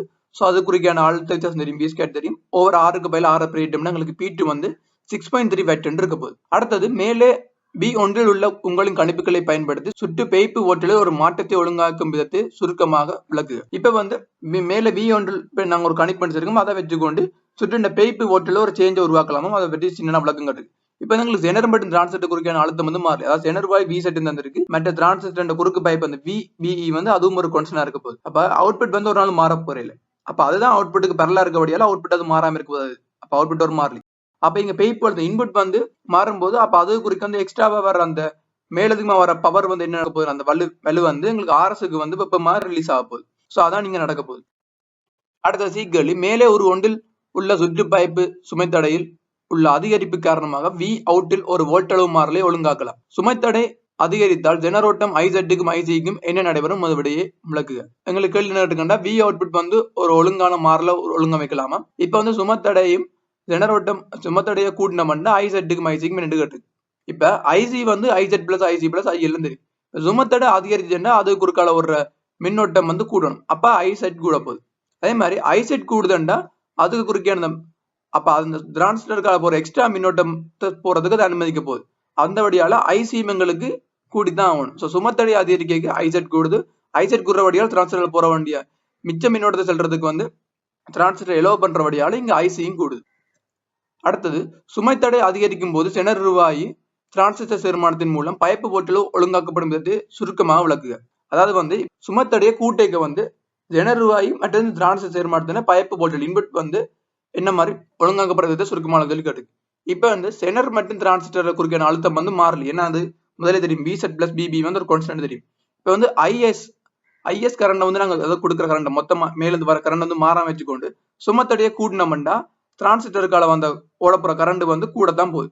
ஸோ அதுக்காண்டி ஐசெட் கூட போகுது. அது மேல்கல்லியே பார்த்துட்டோம்.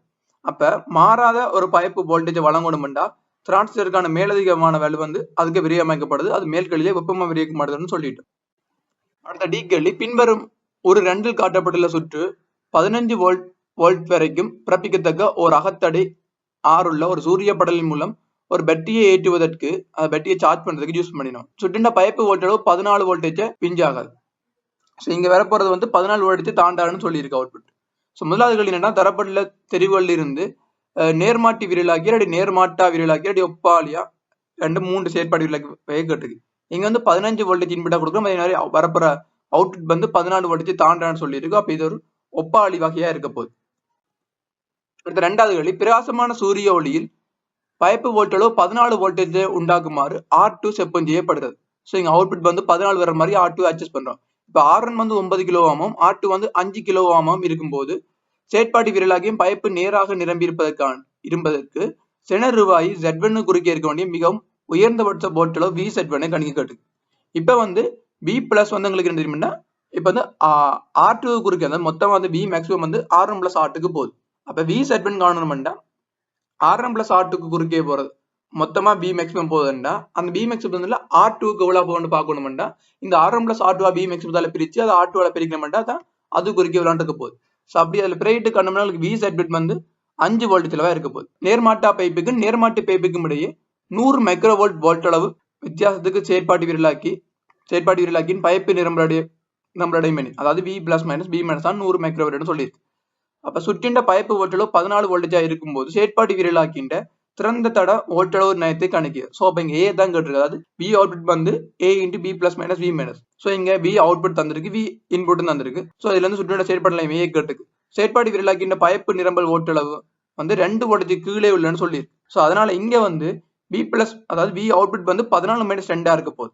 ஸோ B அவுட்புட் வந்து 14 minus 2 V plus minus V minus வந்து 100 மைக்ரோ வோல்ட் இருக்கு. ஸோ மைக்ரோக்கு பதிலாக 16 சப்ஸ்டியூட் பண்ணோம்னா A வந்து 120,000 இருக்க போகுது அது வேல்யூ. அடுத்தது நலிந்த சூரிய ஒளியில் சூரிய படல் 14 வோல்டேஜிலும் குறைந்த வோல்டளவை பிறப்பிக்கும் போது இச்சுற்றில் உள்ள செயற்பாடு விரலாக்கினதும் டிரான்சிஸ்டர் தொழிற்பாட்டை விளக்கு கண்டு கட்டுது. இப்ப வந்து சூரிய ஒளியில வந்து சூரிய படல் வந்து 14 வோல்டேஜிலும் குறைந்த வோல்டேஜ்ல பிறப்பிக்கும் போது அங்க நடக்கிற டிரான்சிஸ்டரையும் அந்த விரலாக்கின செயற்பாடை விளக்கு சொல்லிக்கிறது. இப்ப நலிந்த சூரிய ஒளி படும் போது அங்க இருக்கிற அழுத்தம் வந்து 5 வோல்டேஜ் குறைய போகுது. பிளஸ் பக்கம் இருக்கிற V பிளஸ் வந்து அந்த 5 வோல்டேஜ் குறைய போகுது. அப்படி 5 வோல்டேஜோட குறையுதுண்டா அது அவுட்புட் வந்து 0 இருக்க போகுது. அதாவது மைனஸ் நிரம்பலடின்னு சொல்லலாம், இல்லாட்டி 0 இருக்க போகுது. அப்படி இருக்குன்னா அந்த டைம்ல வந்து டிரான்சிஸ்டர் வந்து துண்டிப்பு நிலையில சரி, அதாவது டிரான்சிஸ்டர் ஒர்க் பண்ணி எடுத்தா துண்டிப்பு நிலைன்னு சொல்ல போறோம். அப்ப அந்த டைம் வந்து சூரிய படல குறிக்கான வோல்டேஜ் வந்து பேட்டரி குறிக்கான வோல்டேஜுக்கு ஈக்குவலா இருக்க போகுது. நாங்க 10ஆல ஏற்பாட்டுகிறோம். பயன்படுத்தப்படும் குறியீடுகளை தெளிவாக இனங்கண்டு ஒரு திரவியத்தின் கேனலா விரிகத்திறன் கேமாக்கான ஒரு கோவையை பெறுக. இங்க வந்து ஒரு நார்மலா குறியீடை பயன்படுத்தி ஒரு கேமாக இருக்கும். கேமாண்ட என்னென்னா திரவத்தின் விரிவுகள் அந்த வெப்பநிலை வித்தியாசம், அதாவது என்ன வெப்பநிலை இருந்து என்ன வெப்பநிலைக்கு இருக்கும் அந்த வெப்பநிலை வித்தியாசம் அந்த ஆரம்ப வெப்பநிலையில் உள்ள கேனலா பிரிச்சோம்னா தெரியும். ஸோ இங்க θ1 வெப்பநிலை உள்ள கேனலா வந்து V1 என்றும் θ2 வெப்பநிலை கேனலா V2 வச்சோம்னா கேமாக்கான கோவை வந்து V2 minus V1 over V1 into θ2 minus θ1 இருக்க போகுது. அடுத்த B கேள்வி, ஒரு குறித்த தினத்தில் நுவரெலியாவில் உள்ள ஒரு எரிபொருள் நிரப்பு நிலையத்தின் தாங்கியில் இருக்கும் பெட்ரோலியம் வெப்பநிலை காலையில் 7 பாகசியும் பிற்பகலில் 27 பாகசியும் ஆகும். பெட்ரோலின் சராசரி கேனலா விரிகத்திறன் 9.6 10.4 பாகசி மைனஸ் 1 7 பாகசில் பெட்ரோலின் அடர்த்தி 730 கிலோகிராம் மீட்டர் மைனஸ் ஆகும். இந்த எரிபொருள் நிரப்பு நிலையத்தில் இருந்து ஒரு காருக்கு 20 லிட்டர் பெட்ரோல் நிரப்பப்பட உள்ளது. முதலாவது கேள்வி என்னடா 7 பாகசில் 20 லிட்டர் பெட்ரோல்ல திணிவு யாதுன்னு கேட்டிருக்கு. இப்ப 20 லிட்டர் பெட்ரோல்ல திணிவாண்டுன்னா அதோட அடர்த்தியும் தெரியும், அவட்ட கேனலாவும் தெரியும். ஸோ அடர்த்தி வந்து 730 கீழே வந்திருக்கு. அதே நேரம் அவட்ட கேனலா வந்து 20 லிட்டர் வடியால 20/10 மீட்டர் கியூபா இருக்க போகுது. ஏன்னா அடர்த்தி வந்து கிலோகிராம் மீட்டர் மெட்ஸ்ல வந்திருக்க வடியால கேனலா நாங்க மீட்டர் கியூப்ல பிரிக்கிறோம். ஸோ இப்ப இதுக்கு கண்டவன எங்களுக்கு பெட்ரோல் தெரியும் 14.6 கிலோகிராம். அடுத்தது 7 பாசில் உள்ள 1 மீட்டர் கியூப் பெட்ரோலியம் வெப்பநிலை 27 பாசிக்கு அதிகரிப்பில் அதன் புதிய கேனலாவை கணிக்க. ஸோ இப்ப எங்களுக்கு கேமா தந்திருக்கு 7 பாசில அதன் கேனலாவும் தெரியும். ஸோ B27 சமம் B7 பாசில் உள்ள கேனலா இன்டு 1 பிளஸ் கேமா இன்டு 27 மைனஸ் 7. ஸோ இதுல பிரைட்டம்னா கேமா வந்து 9.6 அண்ட் 7 பாசில அதன் கேனலா 1 மீட்டர் கியூபா கட்டுறபடியால் நாங்கள் ஒன்றை போடுறோம். ஸோ இதுல பிரைட்டம்னா B27 வந்து 1.019 மீட்டர் கியூபா இருக்க போகுது. அடுத்த 3வது கேள்வி, 27 பாசியில் உள்ள பெட்ரோலின் அடர்த்தி யாது? இதுக்கு வந்து 7.3 1.019க்கு பதிலாக 7.3 எடுத்துக்கொள்ளட்டாம். நான் கெட்டிய முழுவதும் தருவான்னு சொல்லிக்கிறது. ஸோ இப்ப 27 பாசில அதன் அடர்த்தி கேட்டுக்கு 27 பாசில அவட்ட கேனலா வந்து 1 மீட்டர் கியூப் கேனலா அதன் கேனலா வந்து 1.019. அதே 7 பாசில 1 மீட்டர் கியூப் துணி வந்து அதான் அடர்த்தி 730. ஸோ 1 மீட்டர் கியூப் வந்து 7 பாசில 1 மீட்டர் கியூப் ஆகும், 27 பாசில 1.019 இருக்கு. ஸோ அப்ப 7 பாசில இருக்கிற அவட்ட வெயிட் வந்து இப்பவும் மாறாது. அப்ப 7 பாசிலுக்கு அடர்த்தி தர 7 பாசில 1 மீட்டர் பிரிக்கணும்னா 730 1.019. ஸோ அதால பிரிச்ச மண்டா அவட்ட அடர்த்தி வந்து எங்களுக்கு 716 கிலோகிராம் மீட்டர் மேட்சன் இருக்க போது ஏன்னா கிட்டிய முழுவதும் தர சொன்னது. அடுத்த 4வது கேள்வி 27 பாசில் உள்ள 20 லிட்டர் பெட்ரோலின் திணிவை கணிக்க. இப்ப 27 பாசில் அவற்றை அடர்த்தி எங்களுக்கு தெரியும். அப்ப அவற்றை கிணறு எங்களுக்கு சொல்லியிருக்கு. அவற்றை திணிவை கணிக்க சொன்னா ட்ரோ இன்டு வி. ஸோ 27 பாசில் அவற்றை அடர்த்தி வந்து 716, அவற்றை கிணறு வந்து 20 மீட்டர் கியூபா இருக்க போகுது. இதுல இருந்து பெட்ரோல் திணிவை கண்டுமெண்டா 14.3 கிலோகிராமா இருக்க போகுது. அடுத்தது 5வது கேள்வி எரிபொருள் நிரப்பு நிலையத்தில் 7 பாசில் உள்ள 20 லிட்டர் பெட்ரோல் நிரப்பப்பட்ட 27 பாசிலும் பார்க்க மேலதிகமாக எத்தனை கிலோகிராம் பெட்ரோல் காருக்கு கிடைக்கும். அதாவது வந்து 7 பாசில வந்து 20 லிட்டர் பெட்ரோல் நிரப்பப்பட்டாலும் அதே மாதிரி 27 பாசில அதே 20 லிட்டர் பெட்ரோல் நிரப்பப்பட்ட காருக்கு எக்ஸ்ட்ராவா இவ்வளவு மேஸ் கிடைக்குதாம். அதுக்கு வந்து 20 லிட்டர் பெட்ரோல் 7 பாசில அந்த மேஸும் தெரிஞ்சிருக்கணும், 20 லிட்டர் பெட்ரோல் வந்து 27 பாசில மேஸும் தெரிஞ்சிருக்கணும். அப்ப அந்த 27 பாசில வந்து அவட்ட மேஸ் வந்து 14.3, 7 பாசில மேஸ் வந்து 14.6. ஸோ அப்ப எக்ஸ்ட்ராவா எங்களுக்கு 5.3 கிலோகிராம் எக்ஸ்ட்ராவா காருக்கு கிடைக்க போகுது பெட்ரோல். அடுத்த சீக்கிரலிக்கு வந்தோம்னா ஒரு பெட்ரோல் பவுசரின் தாங்கி ஒரு உலோகத்தினால் செய்யப்பட்டிருக்கும் அதே வேளை 7 பாசியில் தாங்கியின் உட்கனவு 27 லிட்டரும் ஆகும். ஒரு வெப்பமான நாளில் பெட்ரோலினதும் தாங்கியினதும் வெப்பநிலை 27 பாசியாக அமைந்து விரிவு காரணமாக தாங்கியில் முற்றாக பெட்ரோல் நிரம்பியது. பெட்ரோலின் சராசரி கனளவு விரிகத்திறன் 9.6 பாகசி மைனஸ் ஒன்னும் உலகத்தின் ஏக பரிமாண விரிகத்திறன் 10.4 × 10⁻5 பாகசி மைனஸ் ஒன்னும் ஆகும். முதலாவது வெளியினடாவும் கீழே C1, C3, C4 ஆகியவற்றுக்கான உங்கள் விடைகளை விஞ்ஞான குறிப்பீட்டில் இரு தகவல்களுக்கு மட்டும் தட்டுக. வினா 5 முன்னாள் தரப்பட்டுள்ள குறிப்பை பார்க்க. முதலாவது என்னடாவும் தாங்கியில் உள்ள பெட்ரோலின் தோட்ட கனள விரிகத்தினை காணுக. இப்ப தோட்ட கனள விரிகத்திறன்டா இப்ப வந்து பெட்ரோலின் கனள விரிகத்தான் கூடவே இருக்க போது அவற்றையில இருந்து எங்கட உலோகத்தின் கனள விரிகத்தினை கழிச்சோம்னா தெரியும். அப்ப இங்க ஏக பரிமாண விரிகத்தம் தந்திருக்கபடியால அல்பா தான் தந்திருக்கு. அப்ப நாங்க 3 ஆல்பா கழிச்சோம்னா தெரியும். ஸோ அப்ப அப்படி தோட்ட கனள விரிகத்திறன் கேட்டா பெட்ரோலின் கனள விரிகத்திறன் 9.6 இருந்து அவற்றை ஏக பரிமாண கனள விரிகத்திறன் 3 மடங்கு 3 தர 2.4 × 10⁻5 கழிச்சோம்னா எங்களுக்கு தோட்ட கனள விரிகத்திறன் 8.8 × 10⁻4 பாகசி மைனஸ் ஒன்னா இருக்க போகுது. அடுத்த 2வது கேள்வி இதிலிருந்து 7 பாசில் உள்ள பெட்ரோலின் கனளவை கணிக்க. இப்ப 27 பாசில் அவற்றை வந்து அதாவது வந்து கனள விரிகத்திறன் தோட்ட கனள விரிகத்திறன் கண்டபடியால 27 பாசிலவே பெட்ரோல் மட்டும் நிரப்புதண்டா அப்ப வந்து நாங்க அந்த பாத்திரம் வந்து நாங்க விதியிலன்றதுக்குள்ளோம். ஸோ பாத்திரம் சார்பா இங்க கைக்கப்புறமாண்டா 7 பாசில ஒரு பெட்ரோல் கிணவு இருக்க போது அது கடைசியா 27 பாசி வரைக்கும் 24 லிட்டர் வரப்போது. அதே மாதிரி கேமா ஏ அதாவது தோட்ட கிணவு இருக்குதுன்னா பிரயிடப்படும். அண்ட் 27 டெம்பரேச்சர் டிஃபரெண்டா போட்டோம்னா எங்களுக்கு 7 பாசில விட்ட கிணவு வந்து 24,500 லிட்டரா இருக்க போகுது. அதாவது 24.5 மீட்டருக்கு. அடுத்த 3வது கேள்வி வெப்பநிலையை 7 பாசிலிருந்து 27 பாசிக்கு அதிகரிக்க செய்வதற்கு சூழல் இருந்து தாங்கினாலும் பெட்ரோலினாலும் எவ்வளவு வெப்பம் உறிஞ்சப்படும். உலோகத்தினதும் பெட்ரோலும் தன்வெப்ப முறையே 5 joule kilogram -1 kelvin -1 10⁻2 × 10⁻3 joule kilogram -1 kelvin -1 ஆகும். வெட்டு தாங்கியின் உலோகத்தின திணிவு 2 கிலோகிராம் ஆகும். ஸோ இப்போ வந்து Q = MS × டெல்டா தீட்டா. இப்போ பெட்ரோலும் வெப்பத்தை வேண்டி இருக்க போது மெட்டலும் வெப்பத்தை வேண்டி போகுது. ரெண்டுக்குமே வந்து வெப்பநிலை அதிகரிப்பு ஒன்றா இருக்கு. அதாவது 7 பாசி 27 பாசி தான் போகுது. அதே நேரம் வெட்டு தாங்கின திணிவு வந்து 2ன்னு சொல்லியிருக்கு. 2 சொல்லிருக்கு. அவற்றை திணிவு 2 அவற்றை தன்வெப்ப 5 இன்று வெப்பநிலை வித்தியாசம் 27. அது மெட்டல் வெட்ட வெப்பத்தை தரப்போகுது. பெட்ரோல் வெட்ட வெப்பம்னா பெட்ரோல் தன்வெப்ப வந்து 2 × 10⁻3 அண்ட் வெப்பநிலை வித்தியாசம் வந்து 27 - 7. அவற்றை திணிவு வந்து அவற்றை கிணறு 24.5 அவற்றை அடுத்த 730 பேருக்கு வரப்போகுது. அப்படி இருந்து மொத்தமா பெற்ற வெப்பத்தை கண்டோம்னா Q வந்து 8.7 வரை 10 ஜூலா இருக்க போகுது. அடுத்த 4வது கேள்வி 7 பாசியில் தாங்கியின் அரைவாசியில் பெட்ரோலும் எஞ்சிய பகுதியில் 1.15 பாஸ்கால் வளிமண்டல அமுக்கத்தில் உள்ள வழியும் இடப்பட்டு தாங்கி அடைக்கப்படுகின்றது என கொள்வோம். 27 பாசியில் தாங்கியினுள்ளே இருக்கும் மொத்த அமுக்கத்தை துணிக்க. 27 பாசியில் பெட்ரோலின் நிரம்பிய ஆவி அமுக்கம் 7.4 × 14 பாஸ்கால் ஆகும். இக்கணிப்புக்கு உலோகத்தினதும் பெட்ரோலின் கிணறு விரிவை புறக்கணிக்க. ஸோ இங்க அதனை விரிவை புறக்கணிச்சுக்கொண்டா நாங்கள் கேள்வி செய்யப்போம் உலோகத்தினையும் பெட்ரோலையும். இப்ப 27 பாசியில் அவற்றை அமுக்கம் வந்து எங்களுக்கு மொத்தமா இருக்க வளிமண்டல அமுக்கத்தை நாங்கள் P27 குறிக்கிறோம். ஸோ 7 பாசிலும் 24 பாசிலும் என்ன வித்தியாசம் பண்ணா அங்க P/T தான் மாறிலியா இருக்கு போகுது. அங்க இருக்கிற மொத்தமுள் மாறப்போறில்ல. அதே நேரம் கிணறு விரிக புறக்கணிக்கணும்னு சொன்னபடியால PV என்ன P/T வந்து ஒரு மாறியா இருக்க போகுது. அப்ப 27 பாசியும் 7 பாசியும் தனித்தனியே போட்டோம்னா 1.15 × 27 பாசி கெல்வினுக்கு மாத்திரத்துக்கு 273 போடுறோம். அதே மாதிரி 27 பாசில அவற்றை அமுக்கம் அது எங்களுக்கு தெரியாது. அதே நேரம் 27 பாசியில அவற்றை வெப்பநிலை வந்து 273 கெல்வின் வெப்பநிலையா இருக்க போகுது. இதுல இருந்து நாங்க 27 பாசில இருக்க மொத்த அமுக்கத்தை கண்டோம்னா 1.0 10⁵ இருக்க.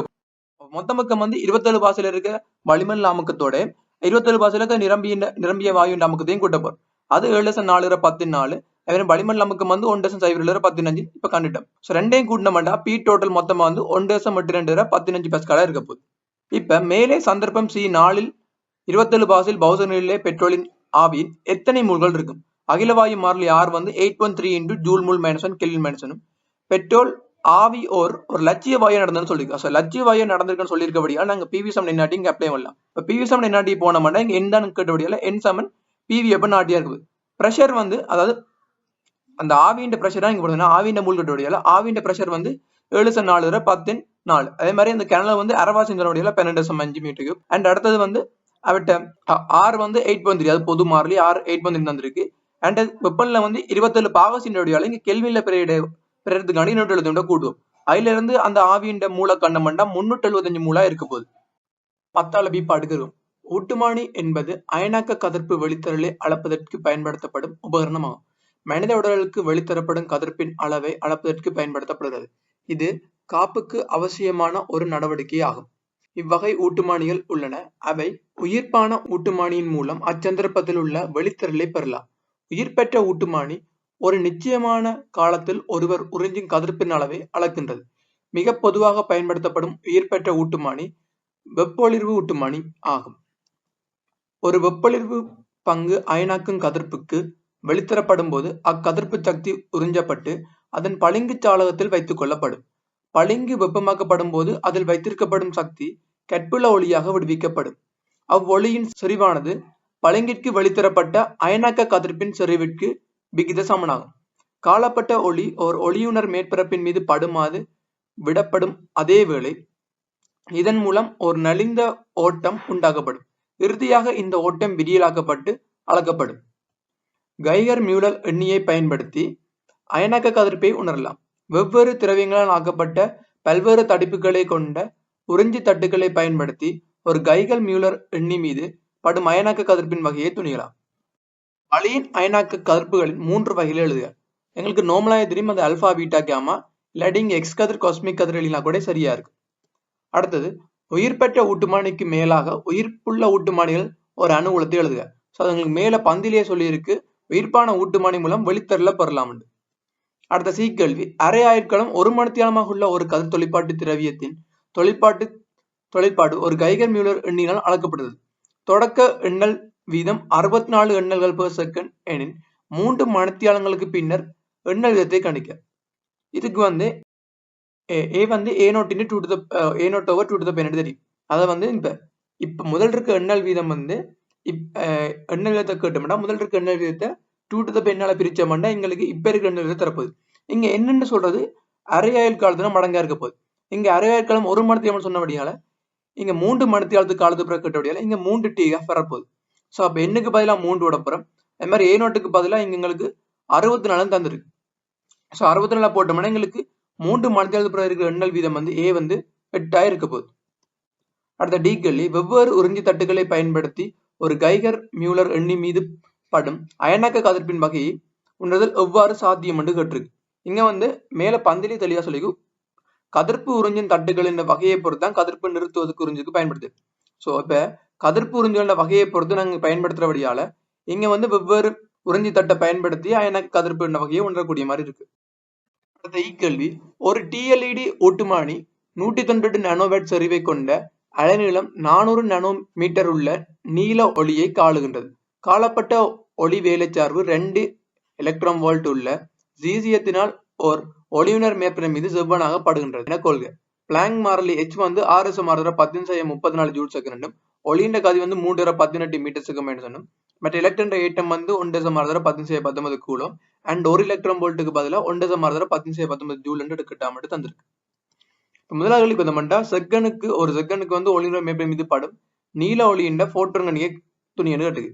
இப்போ ஒரு செகண்டுக்கு படுற மொத்த ஒட்டுமணி எனர்ஜி வந்து 198 நானோ ஜூலா இருக்க போகுது. ஏன்னா வெட்டண்டா ஒரு செகண்ட்ல படுற வேலை. அப்போ ஒரு செகண்ட்ல படுற எனர்ஜி எங்களுக்கு தெரியும். ஆனா ஒன்றின் எனர்ஜி எங்களுக்கு HO lambda ஆண்டா, ஏன்னா இங்க lambda தந்திருக்க வழியில HO lambda யூஸ் பண்ண போறோம். ஸோ ஒன்றின் எனர்ஜி HO lambda ஆண்டா இப்ப ஒரு செகண்டுக்கு என்ன நிக்கப்படுதுன்னா N into HO lambda தான் எங்களுக்கு 198 நானோ ஜூலா இருக்க போகுது.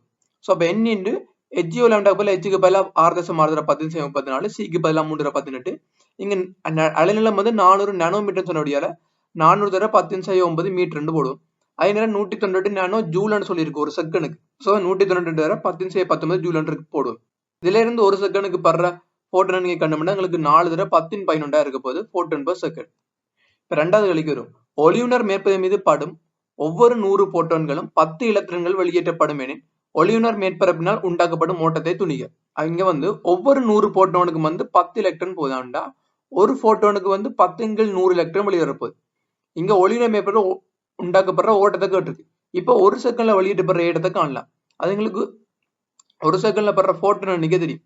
இப்போ ஒரு போட்டோன் வரைக்கும் எவ்வளவு எலக்ட்ரான் வருதுண்டா 100க்கு 10 10⁻100 தான் ஒரு போட்டோனுக்கு வெளியிடப்படுற எலக்ட்ரான்.